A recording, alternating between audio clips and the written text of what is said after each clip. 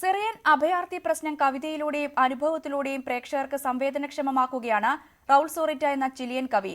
ബിനാല വേദിയിലെ the sea of pain മുന്നോട്ട് വയ്ക്കുന്നത് അഭയമില്ലാതെ അലയുന്ന അഭയാർത്ഥികളുടെ വേദനകളാണ്. പാബ്ലോ നെരുദയ്ക്ക് ശേഷം ചിലി കണ്ട ഏറ്റവും മികച്ച കവിയാണ് റൗൾ സോറിറ്റ.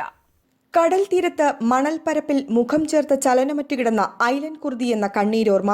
സിറിയൻ അഭയാർത്ഥി പ്രശ്നം ലോകജനത ഉൾക്കിടലത്തോടെ വീണ്ടും അറിഞ്ഞത് അന്നായിരുന്നു. എന്നാൽ ഐലാനോടൊപ്പം വിട പറഞ്ഞ സഹോദരൻ ഗാലിബ് കുർദിയെ ലോകമറിഞ്ഞില്ല.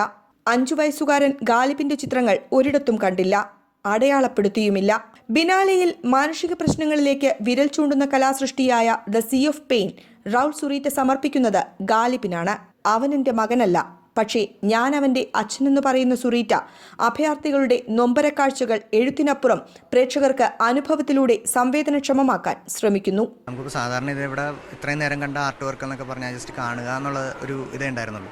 എന്ന് വെച്ചാൽ ശരിക്കും പറഞ്ഞാൽ അനുഭവിക്കുക എന്നുള്ളൊരു അനുഭവം, അല്ലെങ്കിൽ നമ്മളെ ഒരു ആർട്ട് വർക്കിലേക്ക് നമ്മൾ ഇറങ്ങി ചെല്ലുന്നു, അതിൻ്റെ ആ ഒരു ഫീൽ കിട്ടുക എന്ന് പറയുന്ന ഒരു പ്രത്യേക അനുഭവമാണ്. ഇപ്പോൾ പറഞ്ഞ പോലെ ഈ അഭയാർത്ഥികൾ നമ്മളിപ്പോൾ കാണുന്ന പത്രങ്ങളിലൊക്കെ അറിയുന്നുണ്ട്, ഒരുപാട് യുദ്ധങ്ങളും ഇതേപോലുള്ള പ്രശ്നങ്ങളും കാരണം ഒരുപാട് അഭയാർത്ഥികൾ അവരുടെ ജീവിതം എവിടെയെങ്കിലും ഒന്ന് ജീവിച്ച് തീർക്കാനായിട്ട് അവർ നടത്തുന്ന പലായനങ്ങളും, അപ്പോൾ അതിൻ്റെയൊക്കെ ഒരു മെസ്സേജ് തന്നെയാണ് ഇവിടെ നമുക്ക് ആ പിഞ്ചു ബാലൻ്റെ മരണവും അതൊക്കെയാണ് ഈ ഒരു ഇൻസ്റ്റലേഷൻ കൊണ്ട് ഉദ്ദേശിക്കുന്നത്.